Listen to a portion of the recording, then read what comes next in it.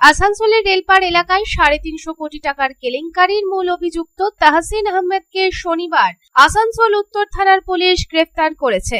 রবিবার তাকে আসানসোল আদালতে হাজির করা হয়। আদালত তাকে ৮ দিনের পুলিশ রিমান্ডে পাঠিয়েছে।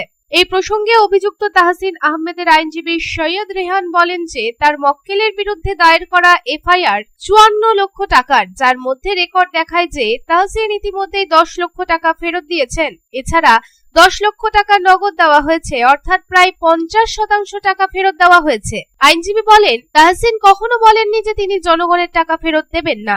তিনি মানুষের কাছ থেকে টাকা নিয়ে শেয়ার বাজারে ব্যবসা করতেন। তিনি একজন খুব বড় ব্যবসায়ী এবং এর জন্য তার লাইসেন্স থাকা আবশ্যক। বর্তমানে আন্তর্জাতিক পরিস্থিতির কারণে শেয়ার বাজারের পতন হচ্ছে, যার কারণে তিনি ব্যবসায় ক্ষতির সম্মুখীন হয়েছেন এবং মানুষের টাকা ফেরত দিতে পারছেন না। তবে তিনি জনগণের টাকা আত্মসাৎ করার ইচ্ছা পোষণ করেন না।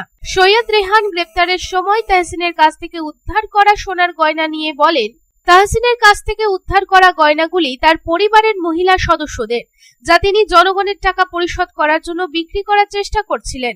সৈয়দ রেহান পুলিশের বিবৃতি নিয়েও প্রশ্ন তোলেন, যেখানে পুলিশ দাবি করেছে যে তাকে চন্দ্রচূড় মন্দিরের কাছে গ্রেপ্তার করা হয়েছিল। তিনি আরো বলেন যে আদালত তাহসিনকে ৮ দিনের পুলিশ রিমান্ডে পাঠিয়েছে। তাহসিন বাবুকে আজকে প্রেজেন্ট করা হয়েছিল কোর্টে।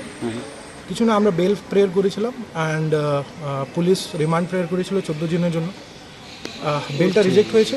রিমান্ডটা যেহেতু 14 দিনের প্রেয়ার হয়েছিল, 14 দিন না দিয়ে 8 দিন রিমান্ডটা দেওয়া হয়েছে। আমরা কোর্টে রাখলাম যে দিস ইজ কমপ্লিটলি যেমন আমরা জানি যে শেয়ার মার্কেটে মানে টাকাগুলো উপরেও যায়, টাকাগুলো নেমেও যায়। So this is simply a lacuna of international market. যেহেতু আমরা জানি যে ইন্টারন্যাশনাল ডিসপিউট চলছে অনেক জায়গায়, তাহলে সেইটার ভিত্তিতে অনেকগুলো ডাউন গেছে। আর তাহসিনবাবু কোনো দিনই বলেননি যে আমরা টাকা ফেরত দেবো না।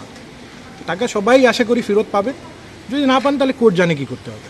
আমরা জানি না। এফআইআর যেটা হয়েছে, এফআইআর এর মধ্যে 54 লাখের উনি অভিযোগ করেছেন, যেটার আগেনস্টে আমাদের কাছে মানে তাহসিন বাবু ওনাকে 10 লাখ টাকা অন রেকর্ড ফেরত দিয়েছেন। অফ দ্য রেকর্ড যেটা উনি ক্যাশ কালেক্ট করেছিলেন, that is somewhere around like 9 lakh or 10 lakh rupees. তো উনি মোস্ট প্রবাবলি 50% অ্যামাউন্ট বা 50% থেকে বেশি অ্যামাউন্ট উনি পেয়ে গেছেন। This is the fact. ওইটা ফ্যাক্টটা আমরা রেখেছি বিফোর দ্য কোর্ট। উনি আর কি করবেন? He is a proper trader. উনি টাকা নিয়ে ট্রেড করেছেন। ওনার কোম্পানিটা রেজিস্টার্ড, সেটা পুলিশের কাছে জমা আছে। পুলিশটা অলরেডি সিজ করেছে। কি নাম ওনার কোম্পানি? মোস্ট প্রবাবলি কি ডেভেলপমেন্ট সামথিং বলে কোম্পানিটা আছে। আমাদের কাছেও এখনো কাগজ আসেনি, যেহেতু ফ্যামিলি ওনার এইখানে নেই। আর পুলিশ অনেক ডকুমেন্টসগুলো আমাদেরকেও হ্যান্ড ওভার করতে দিচ্ছে না। আনটিল চার্জশিট হবে না, আমরাও ডকুমেন্ট অনেকগুলো পাবো না। স্থানীয় সূত্রে জানা যায়, বছর 3 আগে একটি ট্রেডিং সংস্থা খুলে সেখানে স্থানীয় লোকজনকে বিনিয়োগের আর্জি জানান তাহসিন। তার বাবা শাকিল আহমেদ বাম আমলে আসানসোল পুরসভায় ফরওয়ার্ড ব্লক থেকে নির্বাচিত সদস্য ছিলেন। পরে তৃণমূলে যোগ দিয়ে দলের সংখ্যালঘু সেলের নেতা হন। তাহসিনের সংস্থায় বিনিয়োগকারীদের অনেকের দাবি 15% হারে সুদের আশ্বাস দেওয়া হয়েছিল। গত ফেব্রুয়ারি পর্যন্ত টাকা ফেরত পেলেও তারপর থেকে তা বন্ধ। সম্প্রতি একদল বাসিন্দা তাহসিনের বাড়িতে টাকা ফেরত চাইতে গেলে তাদের হেনস্থা করা হয় বলে অভিযোগ। ওই বাসিন্দাদের কেউ 20 লক্ষ টাকা, কেউ 41 লক্ষ টাকা পর্যন্ত বিনিয়োগ করেছিলেন বলে দাবি করেন। সেদিনের ঘটনার পরেই আসানসোল উত্তর থানায় প্রতারণার অভিযোগ জমা পড়ে। আসানসোল থেকে সন্তোষ মণ্ডলের রিপোর্ট, পাবলিক টাইমস।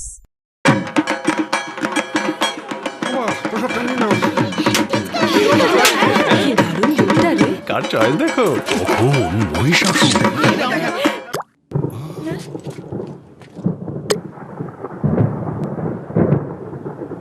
পুজোর আড্ডায় ব্রেক চেঞ্জ করে নাও ঠিক, নো মাথায় হাত। লেটস গো টু ছাদ। পুজোর সকাল বিকেল সেই ডুব দিতে চায় আড্ডাতেই, ছাদেই বাঁধন হারা ভরসা দিচ্ছে টাটা, টাটা স্ট্রাকচারা।